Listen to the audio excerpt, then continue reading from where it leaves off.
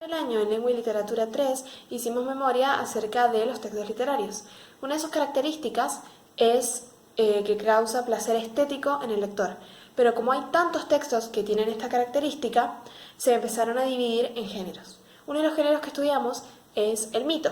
En el mito interfieren dioses y héroes y hay eventos mágicos. En un principio eran orales y anónimos, pero como tenían tanto miedo de ser olvidados, la gente empezó a escribirlos.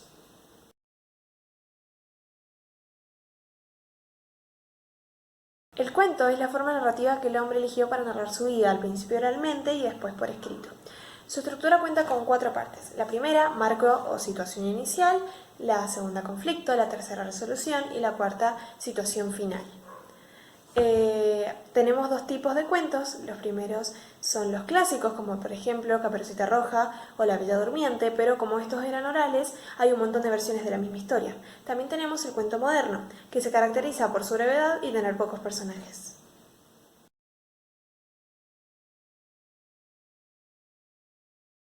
También hablamos del cuento realista, que es una recreación ficcional de algo que podría pasar en la vida real. Se caracteriza más que nada por su verosimilitud. Lo vimos con un ejemplo de Horacio Quiroga, un cuento llamado La Tararacuzú, que cuenta de un hombre que cae a un pozo y por molestar a una serpiente, esta serpiente lo muerde y muere. Es falso, pero podría ser real. También hablamos de los narradores. Tenemos el narrador en primera persona o protagonista, que es aquel que vive los hechos, el narrador testigo, por ejemplo, que es aquel que ve los hechos pero no interactúa en ellos, y el narrador omnisciente, que no está presente en el momento de los hechos ni participa en ellos, pero sabe siempre qué es lo que piensan o sienten los personajes.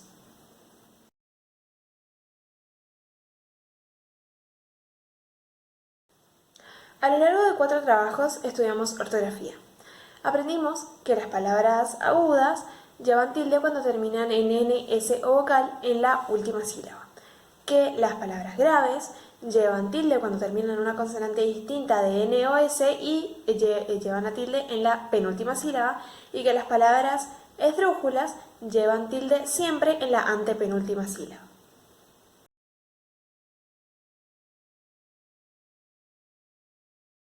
Dentro de ortografía también estudiamos otros temas, como por ejemplo el diptongo, que es cuando 2 vocales forman parte de la misma sílaba, el triptongo, que es cuando 3 vocales forman parte de la misma sílaba, y el hiato, que es cuando 2 vocales forman parte de una sílaba distinta sucesiva.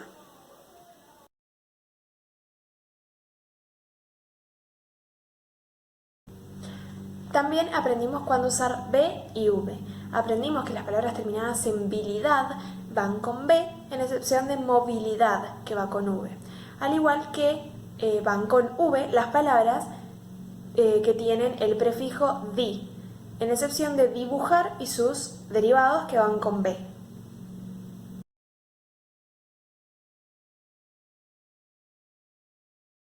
También aprendimos cuándo usar C, S y Z. Se usa S en los adjetivos terminados en oso, pero una excepción es mozo. Se usa C en las palabras terminadas en cimiento, pero una excepción es hacimiento, y se usa Z en las palabras terminadas en asgo, por ejemplo, hallazgo.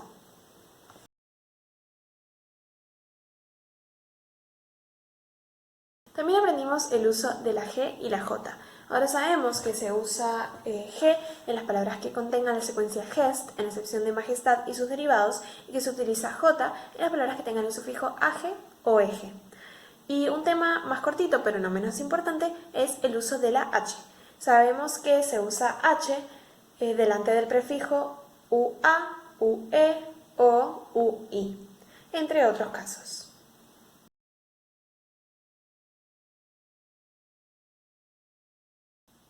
Luego vimos los signos de puntuación, por ejemplo, el punto y sus 3 tipos. Empezamos por el punto y seguido, que sirve para separar oraciones dentro de un mismo párrafo. También tenemos el punto y aparte, que sirve para separar párrafos, y el punto final para señalar el final de un texto. También tenemos la coma, que sirve, por ejemplo, para delimitar incisos o separar vocativos, entre otras funciones, y los 2 puntos se usan, por ejemplo, al enunciar una enumeración.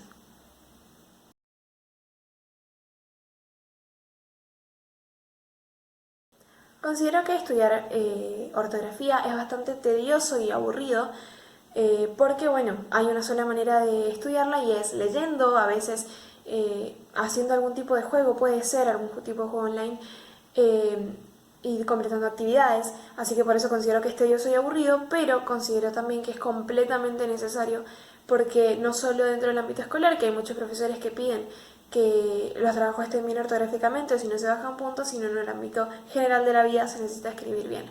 Así que es tedioso, aburrido, pero es completamente necesario.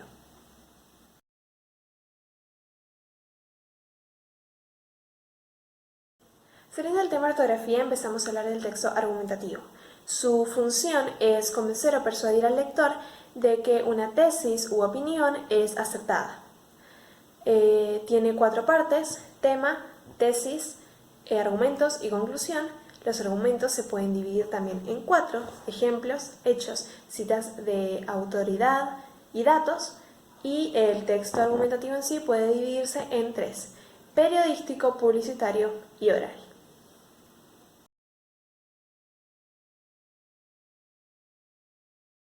Luego entramos al tema de la lectura.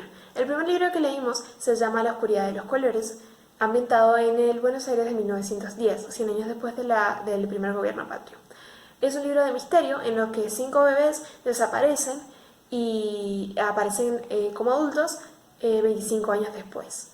El libro nos muestra cómo el cerebro se adapta a distintas situaciones y cómo nuestra forma de ver las cosas pueden ser distintas, depende a las cosas que nosotros vivimos y a nuestras experiencias psíquicas previas.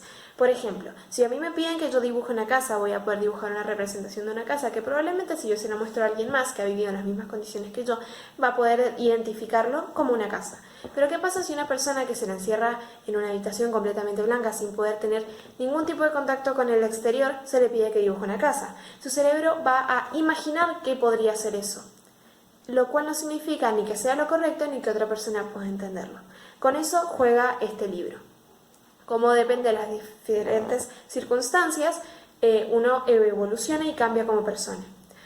Considero que es un libro muy bueno, muy atrapante, la verdad que habla de temas que son muy buenos, algo que por ahí uno no se plantea, o si se lo plantea no es de la forma en la que el libro lo muestra, pero tengo un serio problema con el final. Yo creo que fue algo muy repentino el hecho de que nuestro protagonista sea también uno de esos chicos perdidos. Me parece algo como si lo hubieran sacado de la manga. Yo sé que no es así, sé que el autor debe haber tardado un montón de tiempo en hacerlo y poder escribirlo y poder imaginarlo, pero así fue como yo lo sentí. Realmente creo que tiene personajes muy buenos y muy desarrollados, lo cual no es el caso del protagonista. Creo que hay un montón de vacíos espaciotemporales que necesitan ser llenados y hay cosas que directamente no tienen sentido.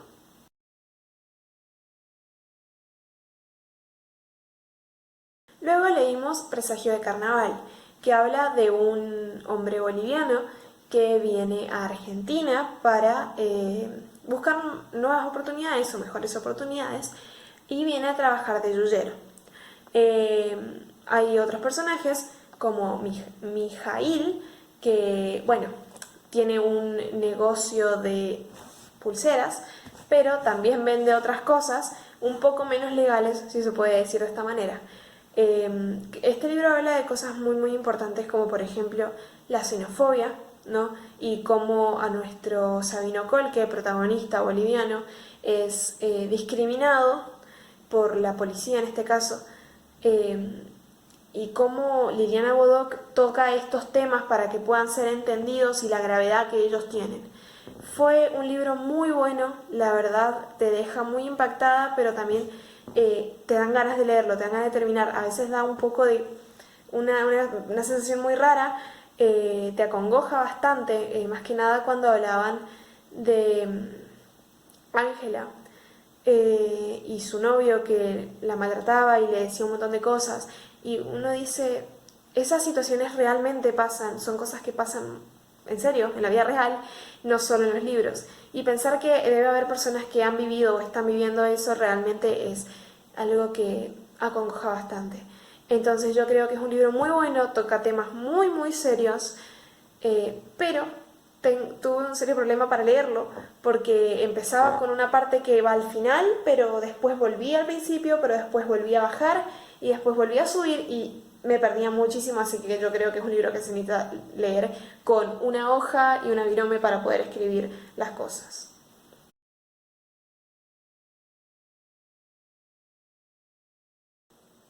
Por último, leímos el libro Crímenes Imperceptibles, que habla de un chico argentino que estudió matemáticas en la Universidad de Buenos Aires, que va por una beca a la Universidad de Oxford en Inglaterra.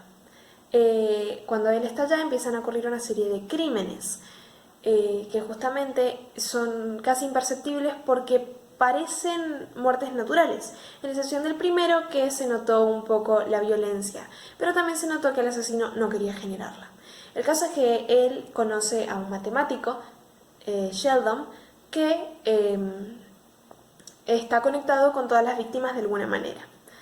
El libro realmente es muy bueno, habla de temas que yo completamente desconocía, como teoremas, igual que un montón de nombres, pero también habla de temas importantes, así como el libro anterior, Presagio de Carnaval, en una parte se señala la xenofobia, como por ejemplo Víctor Podorov, que tenía la solución para un problema matemático, pero Sheldon le dijo que lo que él le había entregado tenía un pequeño problema, y Podorov afirma que el problema era que no era inglés, sino ruso. Entonces ahí se marca la xenofobia.